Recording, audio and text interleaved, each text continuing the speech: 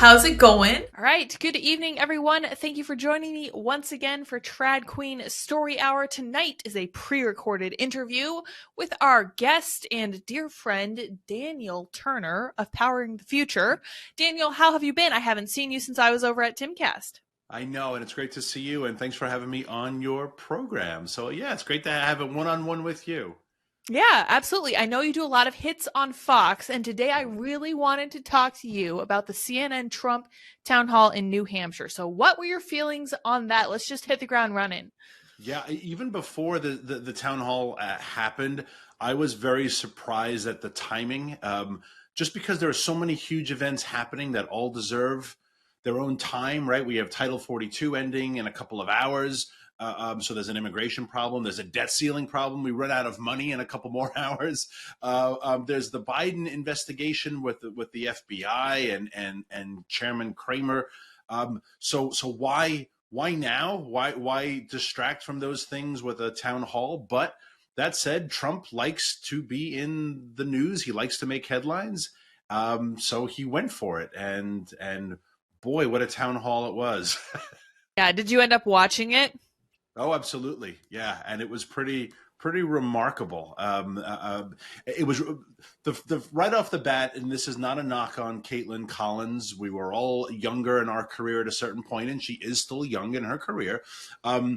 You got to be pretty seasoned to go toe to toe with Donald Trump in the media, right? I mean, Leslie Stahl tried on 60 Minutes, and she's been doing this for 30, 40 years, right? I mean, like seasoned reporters have had a problem interviewing him. So I don't think she was the right person. If you didn't want the town hall to be about Donald Trump, which again, maybe that was the CNN executive producers or the president, Chris Licht, maybe that was his desire. We want it to be about Trump, and that's what they got. I think it might have been because my theory, listening to like some of the analysis behind it, I didn't watch it itself, just because I grow tired of kind of the right-wing infighting and the super pro-Trump gung-ho side of the aisle, for better or for worse. I know I appreciate everything Trump's done. As someone who's super pro-life, I cannot overstate how much I appreciate him putting people into position to get rid of Roe. Like, that's been one of the biggest things that's troubled me for my entire, the 20 years I've been thinking about politics. 2/3 of my life, I've been troubled by this. I was like, when I was in a Christian household, I thought, I even asked my dad this. I was like, how can God bless a nation that is okay with abortion? And he was very circumspect. He didn't have great answers for me at the time. I'm sure he's having given it a lot more thought since then. He'd have a better answer for me, but I am so grateful that Trump gave us the tools to get rid of that. And even over the course of last night, he did not shoot down the idea of a full-on abortion ban if it came across his desk, signing it into law. Now, whether that ever happens, who knows? We got to take baby steps as far as we can. But what did you think? Did you get the impression, like I did, that CNN was kind of hoping that this would push Trump to be the nominee? And what would you think would be their thinking behind that if it was? Yeah, without a doubt. On the one hand, I think maybe the CNN folks are hoping that he is the nominee because they think he's going to be easier to defeat, because then they can play the narrative that he's a monster and it helps Biden. Biden does not want to run on his record. He wants to run against Trump. But then on the other hand, also, if you're Chris Licht, if you're looking at CNN, if you're brought in to save the network and you're just looking at sheer numbers and ad revenue, 2018, 19, they were their best years in decades. And that was because of Trump. People watched CNN's primetime programming, twice as many people did, because of Trump. And so you kind of want him back because you want money. I mean, they are running a business at the end of the day. It's why I sometimes struggle with a lot of even the right when they talk about, the media is dishonest. And they are. I get it. But we also have to remember, like, the mainstream media is a business. It exists to make money. And if you lose your values, well, you'll do whatever it takes to get money. And you don't care about truth anymore. You care about making a buck. Yeah, I think you're right. Well, I think that's fair analysis too. It is, at the end of the day, it is a capitalistic system and we all need to make money. And Chris Licht was brought in to try to kind of right the ship. And that's part of the reason they got rid of Don Lemon. Chris Licht has said, I want to be more balanced. And that's something CNN was allergic to at the time. And I don't know if they're faring any better with it because Caitlin really. So one of the things that Ben Shapiro noted today in his analysis was that it felt like they brought in a Republican audience because it was a Republican town hall in New Hampshire. Mhm. And then they only ask questions that Democrats care about. Like, we know Republicans don't give a flying rat's patootie about January 6th, right? We know that they don't really care about the documents that Trump ended up taking home, even though they raided Mar-a-Lago for them. In fact, I think the focus from Trump should have been more on that raid than anything else. We know this is not stuff Republicans care about. Now, Republicans got to ask a few questions, but then they immediately pivoted back to stuff that only Democrats really care about. Yeah. So do you feel like this was a win for CNN or a win for Trump? Because the overwhelming opinion on the right has been that it was a huge win for Trump. It was definitely a win for CNN because it was a ratings win, right? Right. And now everyone is talking about them and people tuned in to see the post coverage. So on the media wars, it was a win for CNN, but Trump cleaned up and it gave him a platform that he normally doesn't have, right? CNN. And it gave him an unadulterated hour or hour 90 minutes to be Trump and in front of his own audience. Also, imagine if CNN brought in like their town hall audience, right? They filled it with Trump friendly.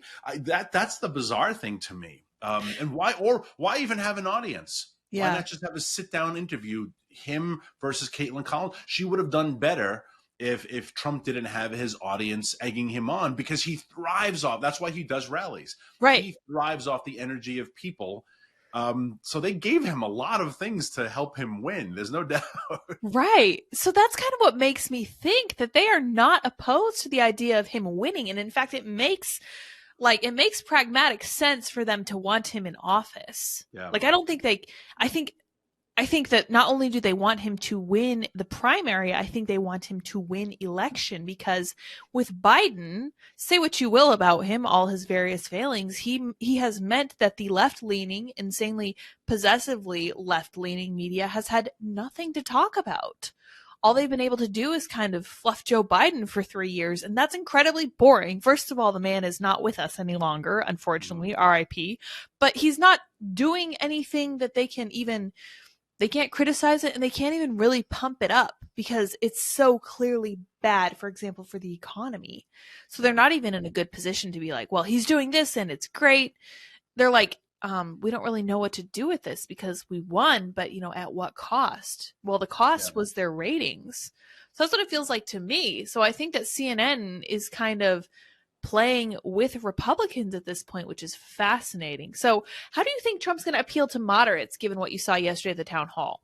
Yeah, I mean, that was a red meat audience, right? He got to talk about the stolen election. He got to talk about January 6th, because, again, those are the questions Caitlin asked him about. But if you got to appeal to moderates, I got to think that after paying $5 for a dozen eggs for another year, because all indication is that inflation is going to stay high. Right. That has to move you at a certain point, right? I mean, that's why Reagan's line was so powerful. Are you better off today than you were 4 years ago? Yeah, absolutely. It frustrates me a little bit that there's this huge swath of like the never Trump Republicans who were like, doesn't matter, I would still vote for Biden. And we talk about privilege and luxury a lot. If you have the luxury of not having it matter that gas is $3.85 a gallon, congratulations, right? Like, you made it. But a lot of people, that's a huge deal, right? And so I that has to be his talking point. Injustice has to be his talking point of I think there are enough moderates who are really angry that, like, there are some really bad operators in this world that don't ever seem to get in trouble, like the whole Jeffrey Epstein client list. Right. I mean, like FBI covering up for the Biden family. I gotta feel like there's enough moderates who those things are just like, yeah, even I realize that, like, there's some shady stuff happening between the FBI and their preferred friends, et cetera. Right. Well, I hope you're right. I think that could certainly be the case. I've been kind of going back and forth with people who are super gung-ho for Trump because they don't seem to see any of his weaknesses. And as far as I'm concerned, that itself is a weakness, because he clearly has things that he should probably focus on working on. And Yeah. I felt like this whole time since Trump has announced that he is not focused at all on the obvious, the incredibly easy wins that Biden keeps giving him because he's focused on DeSantis. Yeah. And I'm like, why would you not try to appeal to moderates and to people who are struggling, like genuinely struggling from the bottom of their hearts, having a hard time putting their kids through school and even feeding their children? Instead of focusing on them and talking to them, you're talking about the way Ron DeSantis eats pudding. Yeah. That's a weakness. I find that really kind of distressing because I want more than anything to win in 2024 because we're planning a family, right? We're planning out our future. And we're like, well, we want a stable economy. For one thing, we need to provide our future kids with like the structure to build their own lives. And I don't see that happening with a Biden administration. I just want to win. Do you think that Trump needs to focus more on the left, or do you think it's good for him to stay focused on DeSantis? No, I think it's terrible to focus on the primary for a couple of reasons. One, you also make it seem, just speaking from having done presidential campaigns and worked in this space for a while, even though now I'm completely nonpartisan and non-political. Have to say that in case the IRS is listening. Right. But having done this before, if you address Biden, you are discreetly, tacitly telling you, subconsciously telling the audience, I already know I won. I already know I'm the nominee. Yeah, right? So that's why in 2016 he always talked about Hillary. He didn't talk about he just ignored them because he knew he was going to win. Yeah. He took cuts at Cruz and Rubio and all that other, but it was very it was in passing, and it was less of a campaign. And it seems that he's coming from the left to DeSantis, and I'm like, we already have opposition from the left. Yeah. We have the entire uniparty right now is coming from the left, right? The entire Biden administration, we have the media, every part of our civilization right now is coming from the left. Yeah. If I were advising his campaign, and I'm sure his advisors are watching this, I would tell them, ignore your Republican competition, right? That Vivek Ramaswamy is very interesting. Ignore him. Some other person I saw announced, and I can't remember, Nikki Haley announced, ignore her. Hutchins. Focus on Biden. It makes everyone think that you are convinced you're going to win, and that's a very good thing. And then just throw out things contrasting 4 years ago and now. Ask, every time it's a foreign policy question, ask, why didn't Vladimir Putin invade Ukraine when I was president? Right. Over and over again. Why did he wait for Joe Biden? Why did he wait for Joe Biden? Why did he wait? Well, how come they invaded under you, Joe? How come North Korea is launching missiles again? How come Israel is getting attacked again by Iran? Didn't happen when I was president. Why? Why is that, Joe? Aren't you the foreign policy? That's what he should be saying. Like, compare, obviously, eggs and milk and butter and gas. But on the global presidential stage, that's a really simple question. Why did they say Putin invaded Ukraine because he wants the territorial integrity of Mother Russia? He didn't want it in 2020 or 2019 or 2018. He got it in 2014, if you'll recall, under Obama, right? Yeah. Right. So that's what I would be doing if I were the Trump campaign. But. Right. Well, what he has to say is still so populist and still so resonates with people on the Republican side on such a visceral level. I completely understand, right? I'm tired of losing all this other stuff. We've just done nothing but lose for the last 3 years. We've lost face on the international stage. We are in the middle of a war with Ukraine. We have the BRICS people bringing us, competition for the US dollar. That should worry everyone. We have banks failing, and that, I don't know if people remember 2008, but that wasn't very nice either. And we've already seen larger bank fails in 2023 than we did in 2008. And no one seems on the right, even on the Republican side, to be talking about that. And I'm like, what you just mentioned about the BRICS is so important. And you would think every major economic, whether it's the Wall Street Journal, whether it's all the business shows, Fox Business, CNBC, the BRICS, the Brazil, Russia, India, China, the BRICS economy is larger than the G7 now. Wow. So this idea that we're the G7 and we're going to get together and we're going to sit down with what's his name, Klaus Schwab, and we're going to decide what the world is going to. the BRIC nations now have a larger economy than the G7. And if they ever got together and were like, maybe we'll tell the G7 people to go sit in the back seat, we're in trouble, right? Yeah. Like genuine trouble. That should be a headline, but it's not. And Right. that's unfortunate because, yes, you know, Leah Thomas is a very important cultural issues, and I believe in the culture wars and all that. But we get so distracted with what is Dylan Mulvaney on Bud Light, national outcry. I get it. It's a big deal, and it is a big deal. But like China buying oil and gas in yuan and not the petrodollar is so big of a deal that it's sad we're not talking about it because Right. we've trivialized what's major and we've made major things out of what should be trivial. That's a great point, and that's very profound. I think that for the culture war stuff, I personally love discussing the culture war. And as I said, we're trying to plan our family, so obviously this is going to affect our future. But it's like this is a simple thing that's right in our face, and it's easy to contend with. Mhm. When we look at something like the BRICS economy, it's harder for people to understand, but it's possibly more significant when you get down to brass tacks. This is objectively incredibly important. What would the U.S. have to do to put the BRICS economy back in their place and put ourselves back where we were originally? I mean, being the energy guy, for me, it always comes back to energy. Part of the reason why China's dominating is because we're making this enormous green transition, and they manufacture 70% of the wind and solar and EVs and batteries and all of that. So and the reason why the American economy grew the way it did is because we were the world's largest oil producer up until not long ago, right? I mean, the whole world oil economy is based on Texas, so much so that OPEC was created to be a counter to the United States. We built the world's economy off of oil, and the world still runs on oil.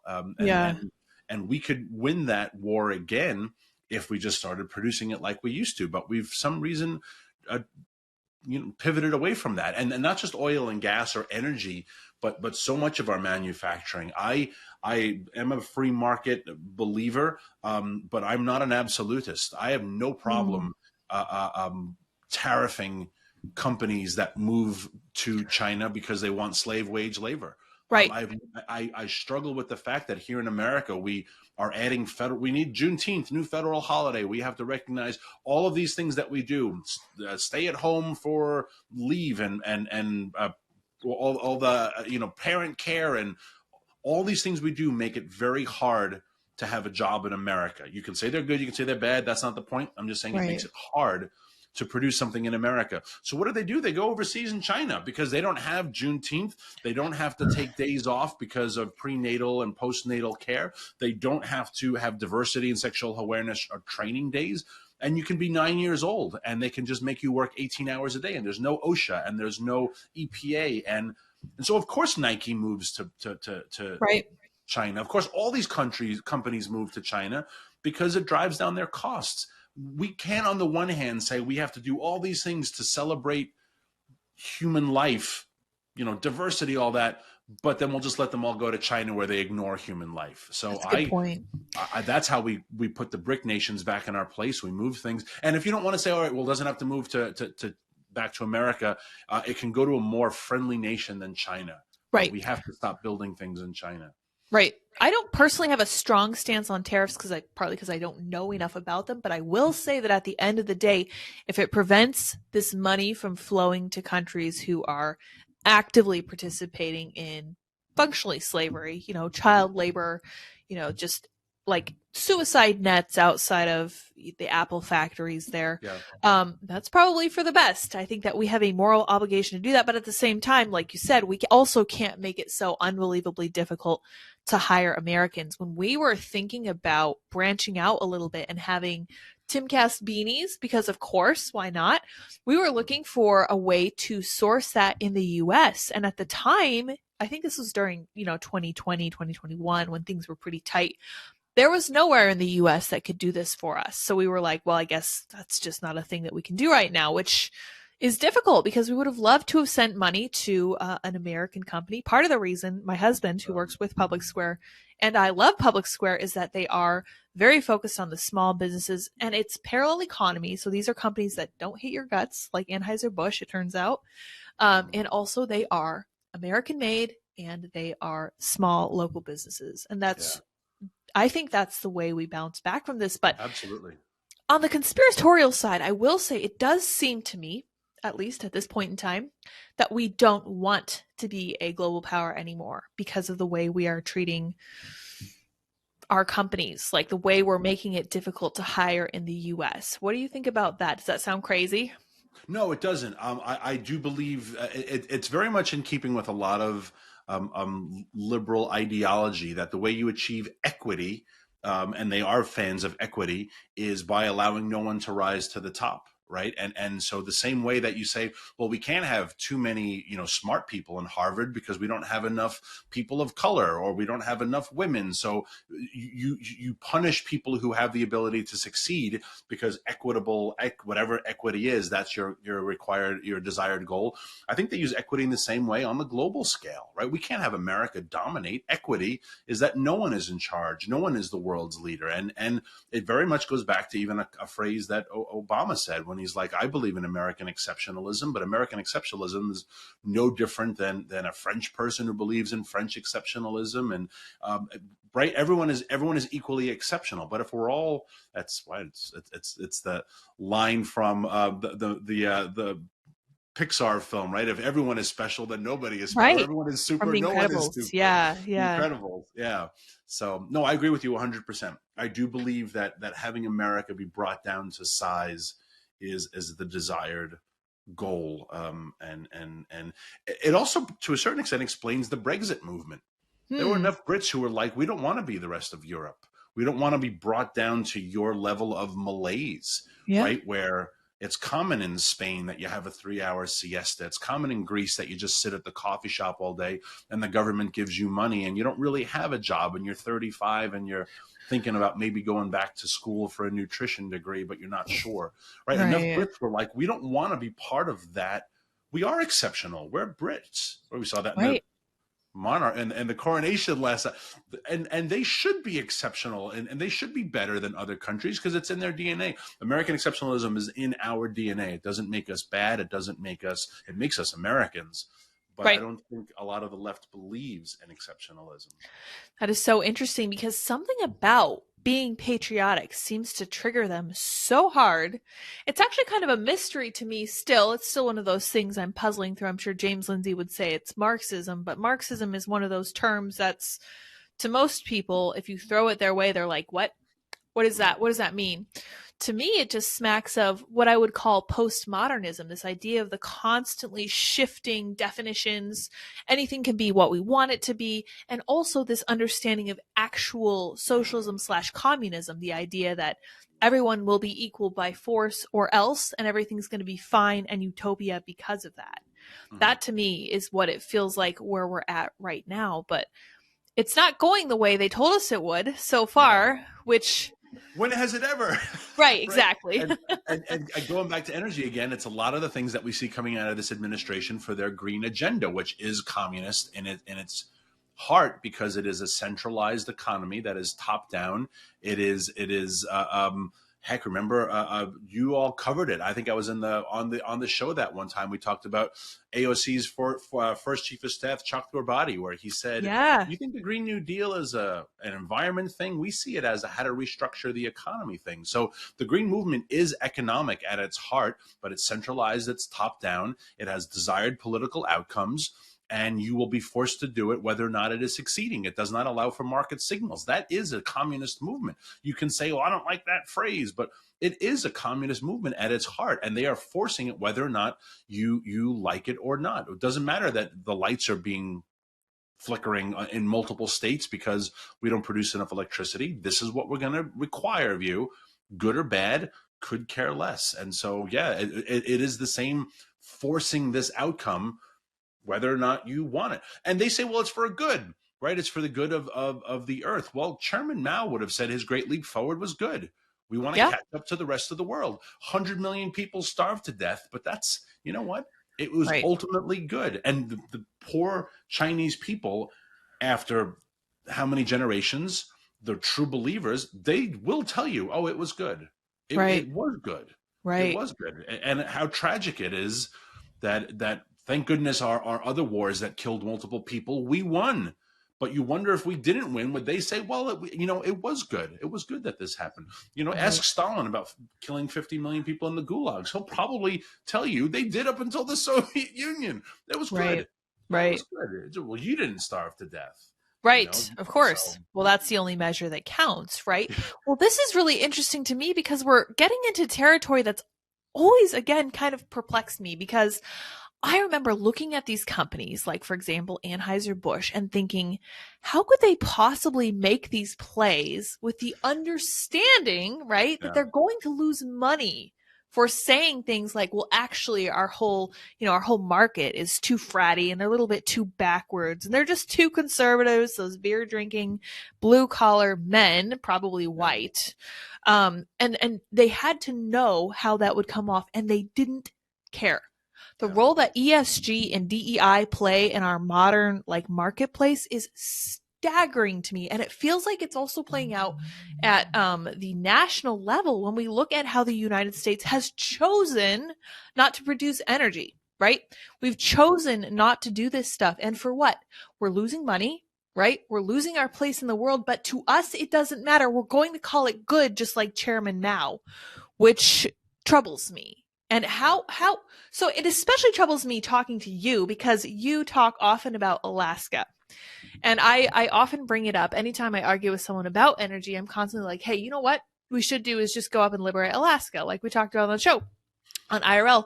And I was like, why don't we do that? What is standing in our way besides red tape? So what is the biggest barrier to that? Is it the uniparty? Is it Republicans and Democrats, or is it just Democrats?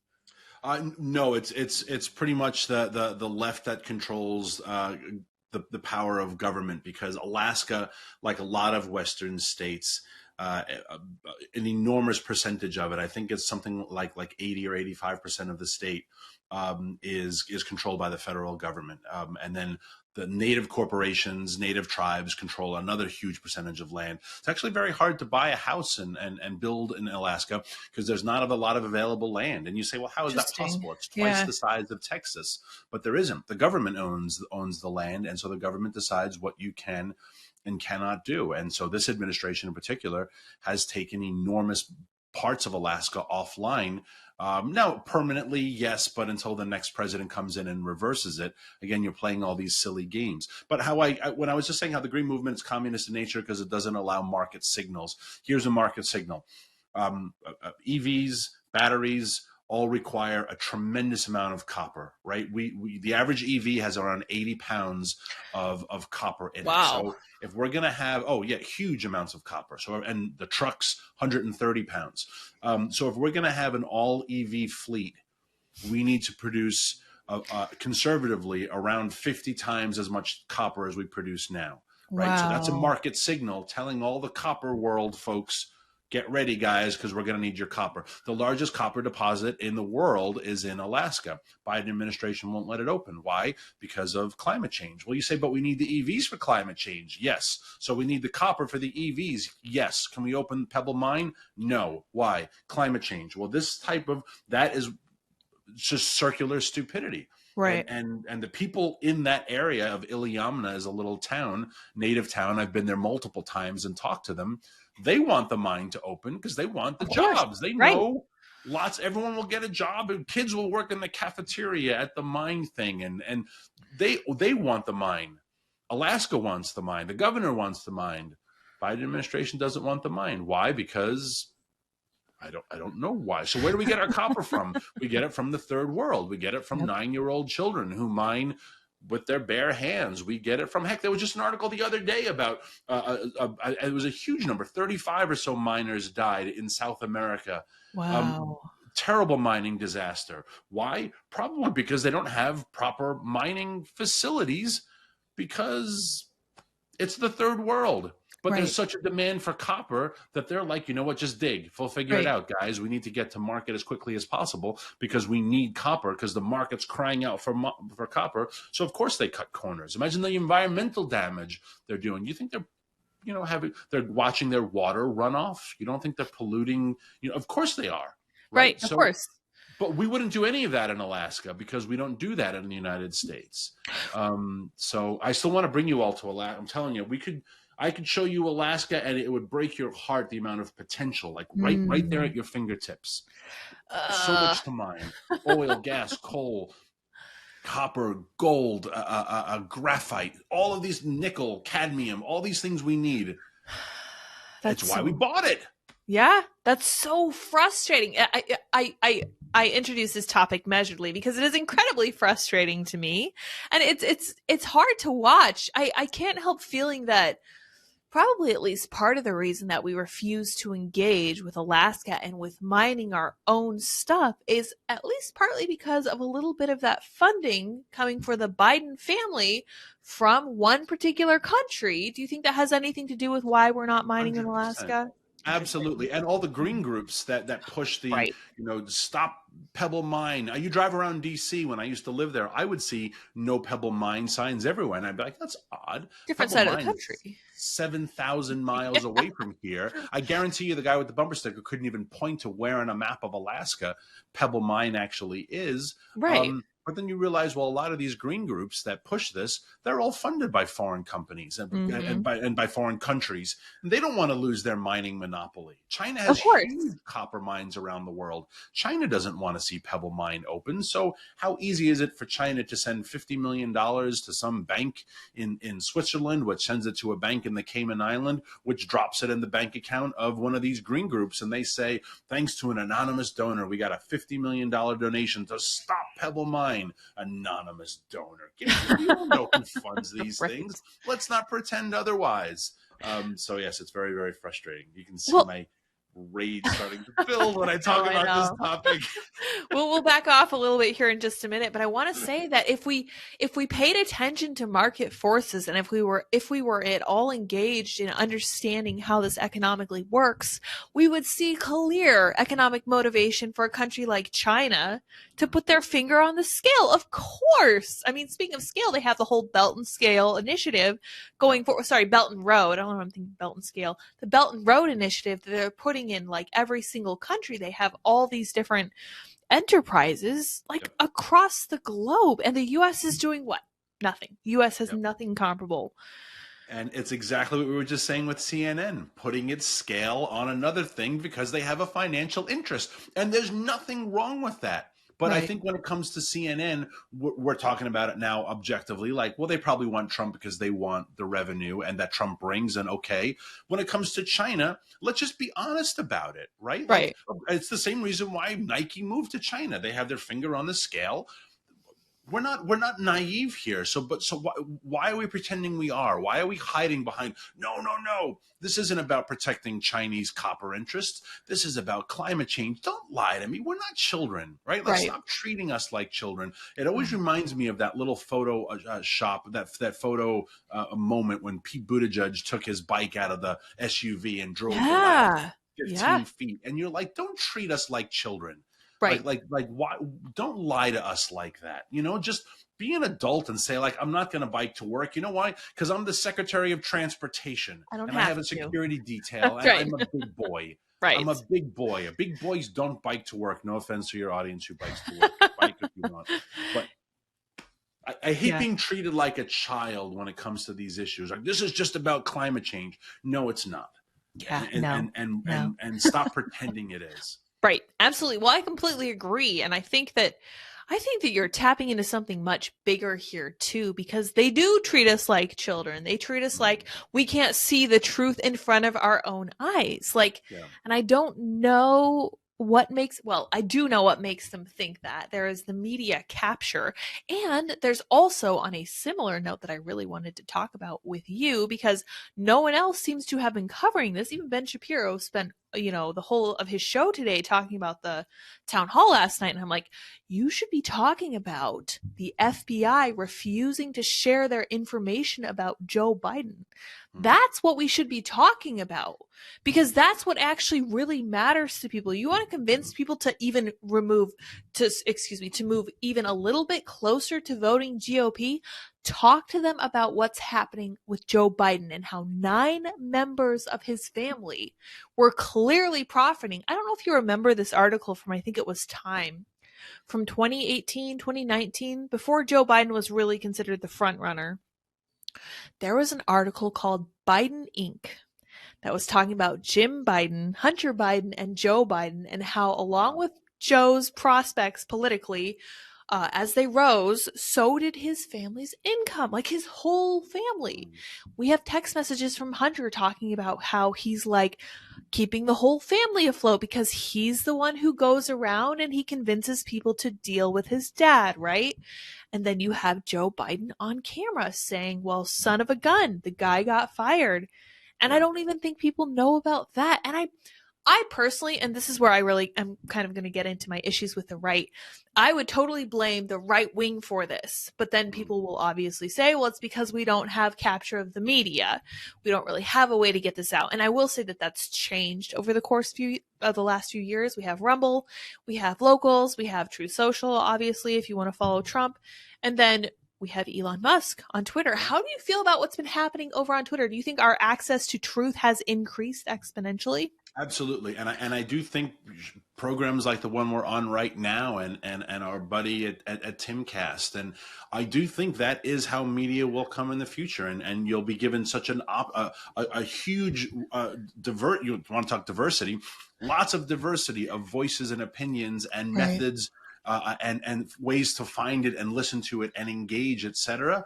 And if you're all about sharing information, and that's what the media should be, then we should want as many different ways to share information. The thing that I find interesting is the anger that they have towards you and Timcast, and the anger they have towards Elon Musk. It's because, they don't want more information. They want to control the information, and they're angry. They were the old guard, right? Like we used to be in charge of everything, and we're not anymore. And I think it genuinely angers them, right? If you are Chuck Todd and you were given the Sunday Meet the Press, and you look back at the day when it was Tim, what was his name? Tim Russert.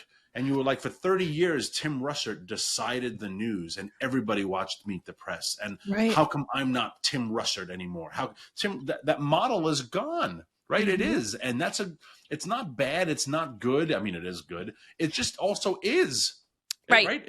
It's how things happen now. We don't watch, NBC anymore. We have 500 streaming options, and we binge, and media is the exact same way. So I love it.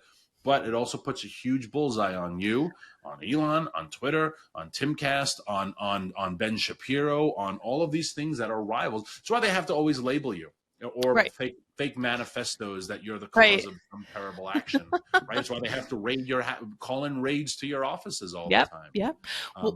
Did you see the latest? So speaking of a manifesto, I've noticed that they've upgraded the manifesto situation, because with that attacker in Texas, the gentleman who took out 8 unfortunate souls at that mall, not only did they find a manifesto, they went through and they found a Russian social media account with pictures of his face, with actual legally identifiable information about him, with big, new, fresh Nazi tattoos with antiseptic ointment on it, like brand new.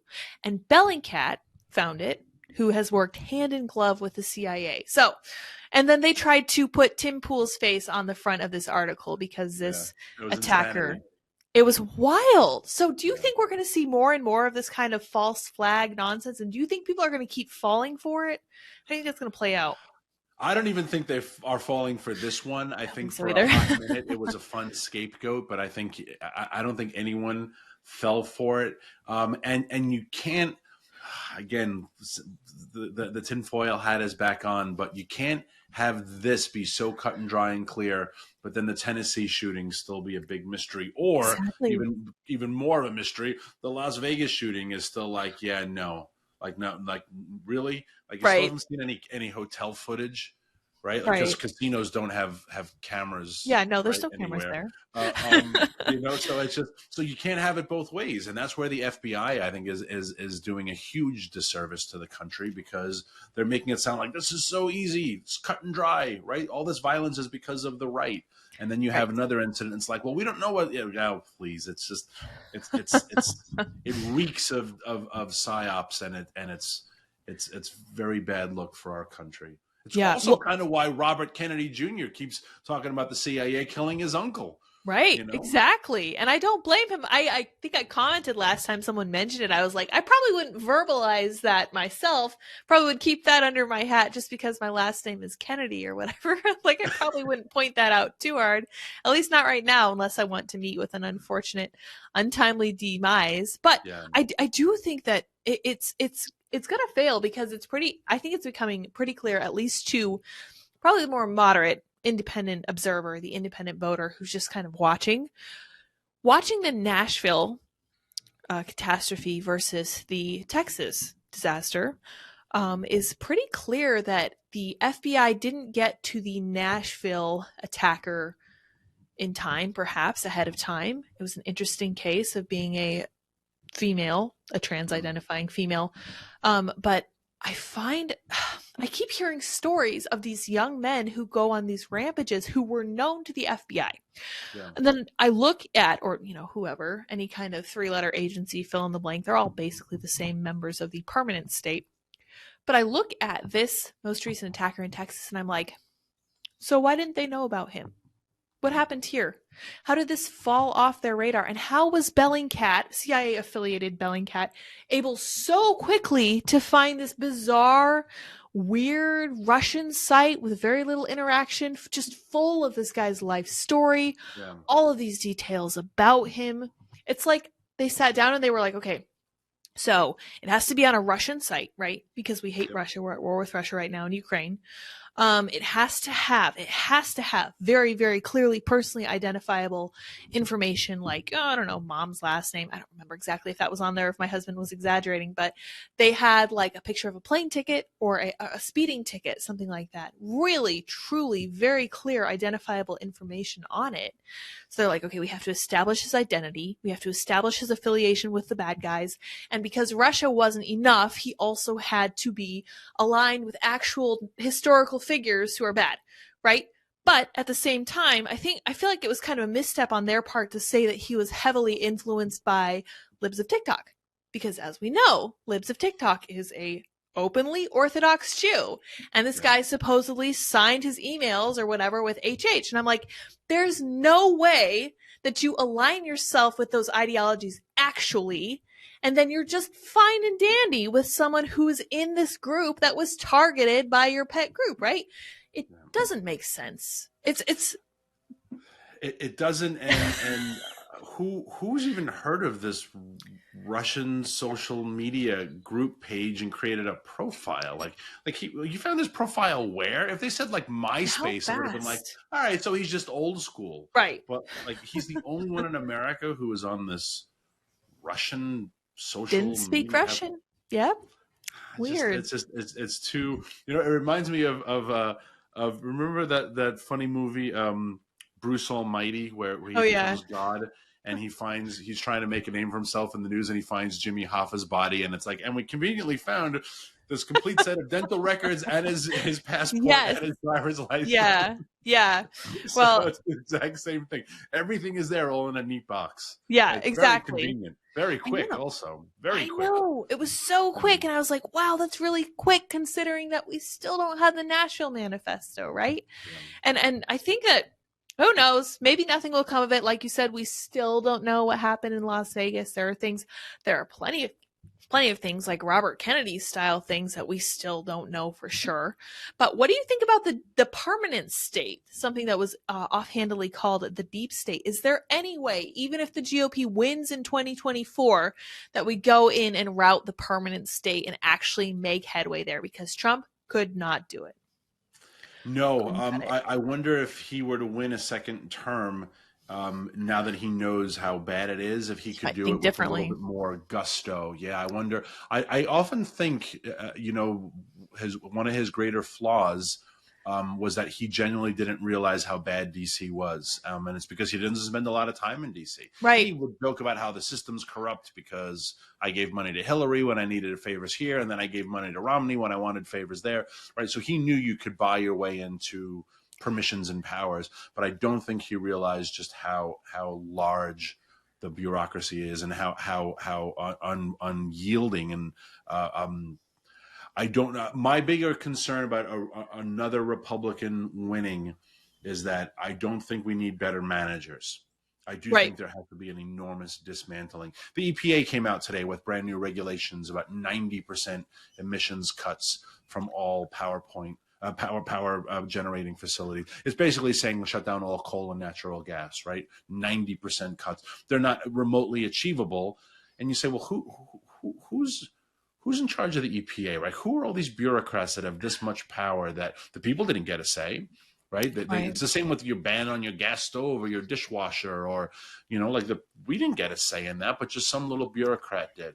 So they're so big and so much power that a better manager to say, when I become president, I'm going to make them do good things. No, you won't. No, you're not. The only thing to do is absolutely dismantle so much of the government. And that's what has to be done. Something like the EPA, their purpose should not disappear, but their purpose has to be put back in charge of the state. And if you're in charge of, if you live in the great state of Tennessee, you would want your EPA in Tennessee to be strong, not some idiot in Washington, D.C. who's never been to your state being in charge of your state. That's how you dismantle it. So it sounds like you have a kind of anarchist approach to the permanent state, which I think is great. I think it's true that you can't just take these organizations and say, okay, well, be good now. It's not going to happen, right? No. It's in their nature to go for as much power as is humanly possible to achieve. And there's really no way to change that. So my position has always been that we need to start listening to the 10th Amendment again. This is something that we've never really taken seriously. And I've never understood why not, because it makes the most sense of any of them, as far as I'm concerned, besides like the first and second.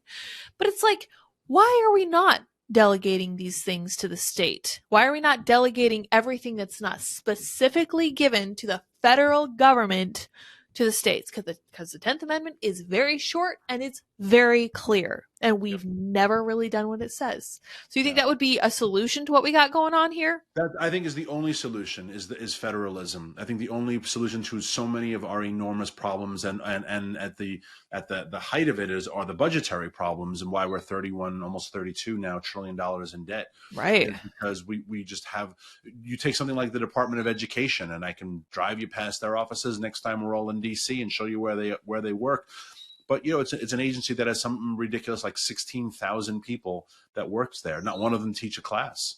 Not one of them monitors a hallway. They don't do security for the school, right? They're not making sure the back door is locked. None of them. What do they do? Like, very honestly, what would you say it is you do around here? The Department of Commerce. They don't build anything. They don't manufacture anything. They don't drive it, right? But they monitor commerce. So all of my transaction and your transactions have this fee that has to pay for them to do what, right? Like, what do you do all day? And you can just go down the list. Again, the EPA's goals of protecting the environment should still exist, but it will exist, and it will actually succeed if it happens at the state level. Same with education and some of these other agencies. Again, hundreds of thousands of people. I understand the need for the Pentagon. I'm not going to deny it. I understand the need for the State Department. Right. But some of these agencies, the Department of Agriculture, I joke about this all the time because, I love to brag about my farm. I'll give the farm a shout out at the end. Yeah, I want to talk about that next. Has 100,000 bureaucrats who work at the Department of Agriculture. They estimate that there are around a little over 2 million farms in this country, which means every bureaucrat has to only manage 200 farms. I want to know who my bureaucrat is. Yeah. What's her name? Is it Bob? Is it Susie? Like, my farm report, somehow you're in charge of my farm. I've never met you. I would love to show you around and get your expert advice. What do 100,000 bureaucrats who don't farm? They don't have a plow, a tractor. They don't farm, but they're in charge of our agriculture. So all those people have to go. They just literally have to go. They just have to go. Well, imagine how much money that would save our country. Like, if we're talking on the federal level, getting rid of all of these people would reduce our spending by insane amounts, which obviously is a reason that they lobby against it. And we know this. And I was going to say, has the Department of Agriculture helped your little farm? Because I kind of doubt that it has, right?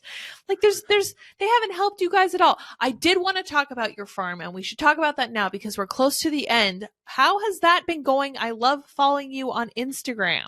Thank you. And can I give my Instagram handle? Yeah, of course. Yeah.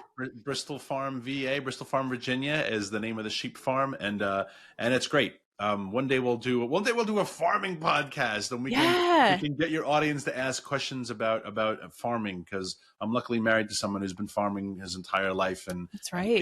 is an actual farmer. But it's great. We had a very good lambing season, so it was busy, and with a lot of everyone gave birth very healthy babies, and so now watch them grow. So we're trying to breed our farm into existence, right? We started with literally just 4, where we're now somewhere probably around the 60 mark. And so we just have to grow every year, grow and grow and grow and grow to eventually become more profitable. But it's fun. That's so cool. And he's from Australia, right? Yes. Okay, so I have to ask, just apropos of nothing, does Australia have a Department of Agriculture? Do they have some equivalent over there? I'm sure they do, and okay. I'm sure they're just as much a pain in the neck there as they are here. It's why we have been watching, and the world's been talking about that show Clarkson Farm. If you want to get the idea of the libertarian bent of, it's just a brilliant show about the plight of farmers when you have this government that just sticks its nose in everything and tells you what you can and cannot do and can and cannot grow, and nope, you can't do that. And you say, but isn't it my farm? Isn't it my land? Isn't it my freedom? Right? It's why we fought a revolution. And there's a phrase that's been sticking with me in the Declaration over and over again recently, because I just reread it again. We should always reread it. But one of the grievances they have is what they call acts of pretend legislation. And I thought, boy, even 250 years ago, they understood that, like, you can't have a gas stove now. That's not, or how about all during COVID? I used to argue all the time. I not to the point I would get kicked off the plane, but you'd hear the announcements. Federal law requires that. It's like, well, show me the law. No, it doesn't. Yeah. Acts of pretend legislation. And I will obey unjust laws because I hope to, and I will lobby against them getting overturned, but right. I will at least accept the premise that someone who the people elected made a bad decision. But mandates that come from some little snobby bureaucrat who's like, you can't have that anymore. Oh, ho, ho. Excuse me. Acts of pretend legislation. Yes.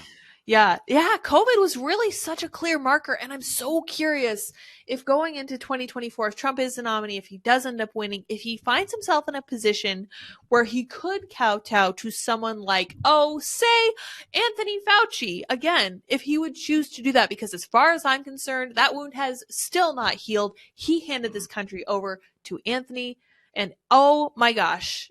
Yeah. So many children affected, so many jobs lost, so many businesses shut down.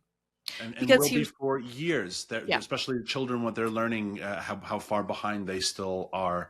Yeah. They'll never catch up. It's almost like we've lost an entire generation because of that. And I love the gaslighting, especially from Randy Weingarten, who's like, I never said that. And then people just pull up all the tweets. Yep. And thank goodness for Community Notes now, who just says, yeah, you did. And here's where you said it. And here's when you said it. And the thing about Community Notes, just to brag on Twitter one more time, because I do so appreciate what they're doing over there right now, is that it doesn't matter if you turn off your replies.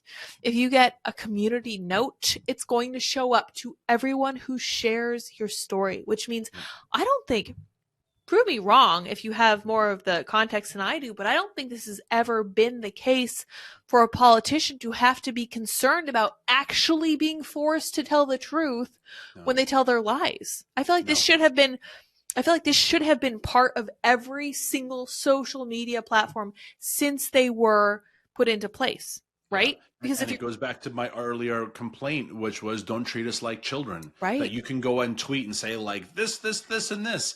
And it's like, we all know that's not the case. And what we used to do was just reply and be like, this is wrong. But now the Community Notes is absolutely right. It's the people saying, oh, no, we actually know what the truth is. And we're just going to remind you and anyone else who reads this what the fullness of the story, the fullness of truth. Right.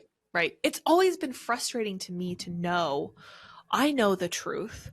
I know that you can actually, I know many people don't know this, but it's true that you can Google things while you're using Twitter. So if you come across a claim that you don't believe or you want to call out, you have the option to look it up for yourself. And the internet is such at this point that you can usually find something to answer your question or to address the claim that's being made. And it seems like people have just been stuck on that and they're like, well, that's not true. And I'm like, look, he did not say that Nazis were very fine people. Okay. Like, we know this, we've known this for years, and people still believe that. And I mean, we know that there's a bell curve when it comes to IQ, and some people can't be convinced, and it doesn't matter what you say to them. And I understand that, but it makes it hard, right? And I am grateful for Twitter at this point in time being so forthright. So as we are wrapping today's show, Daniel, thank you first of all so much for joining me. That's great. Yeah, I missed you, so it's nice to be with you again. Yeah, it's been so great to see you again, for sure. I've been enjoying watching your farm progressing. I'm very excited to see what happens. How many acres do you guys have? About 70. Oh, nice. So, and it's beautiful over there. And we got a lot of grass, which is a blessing, because a lot of places in the world don't have as much water and perfect climate. So we even joke like it would be almost impossible to have too many sheep. We have so much grass. That's amazing. So we have the ability to grow quite a bit. That's so cool. Have you guys considered having goats or anything like that? Goats are naughty. We had goats for a little while, and goats escape out of everything. And we got into our neighbor's farm once, and it was a little bit of a problem. So yep. Goats are great because they do eat a lot of the things no one else eats, but goats are naughty. Okay, gotcha. That makes sense. You guys do have chickens, right? We are restarting our flock. Yeah. Oh, that's right. You had to get rid of. Okay. I remember that. We moved. We had chickens at one farm. We moved to this one about 1.5 years ago, and now someone literally just showed up on Sunday with our start of a new flock. So, but they're eggs. They're incubating, so we start from scratch. How fun. That's so exciting. That really is. There's that element of like new life and really like trying to give them the right grounds. And it's kind of like being a parent, like making sure that your little chicks survive and that they have the right upbringing and the right food and everything. So that's so exciting. I love to see it. Have you guys thought about doing stuff like cows or anything in that regard, or like alpacas? We had cows last season, and raised them, sold them off. This year we're just going to stick with sheep. To sheep, Focus on the sheep. Yeah, that makes sense from an Australian farmer. That checks out entirely, for sure. And we both also have full-time jobs, and the nice thing about sheep is that as long as they have grass and the fencing, there's no problem, right? Now they're not escaping. They don't really need a ton of they need medicine every now and then. You got to clip their hooves when their nails grow and all that. But sheep are pretty easy. Like they like to be left alone, and they're very peaceful and so with 2 full-time jobs, and we both travel a lot, sheep are good. Try to make the farm as low maintenance as possible, even though it's not. That's great. I know. So do you guys like have a garden that you grow stuff in or anything like that? No vegetables, because the farm next door is an all vegetable farm. Oh, wow. And we're part of that little cooperative. So we're like little hippies. That's cool. And I drive That's so over great. with my little bag. And That's awesome. Then if they need wool, if they want to make stuff like clothing, they can just talk to you guys, and then you'll have that exchange. That's what's really going to matter. If everything finally hits the fan and the US dollar is worth nothing, if you have a sheep's a sheep, and a sheep grows wool and other little sheep, that's very, very valuable. I think people kind of underestimate how important that's going to be. So good Absolutely. For you guys. That's so exciting. It's good to be self-sustaining, and it's good, honest work. And we've lost a lot of that. My perspective on a lot of things has changed as I've been doing this for the last couple years. And I do think one of our problems as a society is that we have just way too many young people who are indoors on their phone behind a desk and just don't have any touch with not just nature, but like hard work or heck, now we're at the point when I was still in DC, it bothered me. People don't even want to walk 5 blocks. They will walk a block to get an electric scooter to scoot 5 blocks. Like we've slothified our living, and we need more people to work. Working is good. Yep. Working is hard, and not just farming. Being a waiter or a busboy or a dishwasher, like those doing types something. Of, especially when you're young. Yeah. Get your hands dirty. It's the best thing you can do for your kids is make them appreciate labor. Exactly. Yeah. Well, so I was a nurse aide before I started doing this kind of white collar stuff. And Andy worked with a moving company for like 15 or, yeah, I mean, 8. I think he was like in there for 8 years. I keep trying to say 15, but he's not that old. That's work. Okay. That's super blue collar stuff. Being a nurse aide is about the least glamorous thing you can do. You're helping people at their most vulnerable. They're relying on you. You're the front line as far as like physical changes and noticing new symptoms and stuff. Very important work, but it is blue collar and it requires that engagement with your physical self, right? And knowing what you're capable of doing, what you're going to need help with, how to cooperate with others, and make sure that you can get this stuff done. And moving to a very similar degree for men, there were, almost entirely women in nursing, and then moving obviously is almost entirely men, including a lot of roughnecks, men from very, very rough backgrounds, so that you can see how bad your life could go if you make the wrong choices. But I think that's very valuable. And Andy and I have agreed that we're going to have our kids do those things, right? Down the line, you're going to get a job before you decide what you want to do with your life. And you're going to say, okay, well, I as a nurse aide, I was like, this is a really interesting field, right?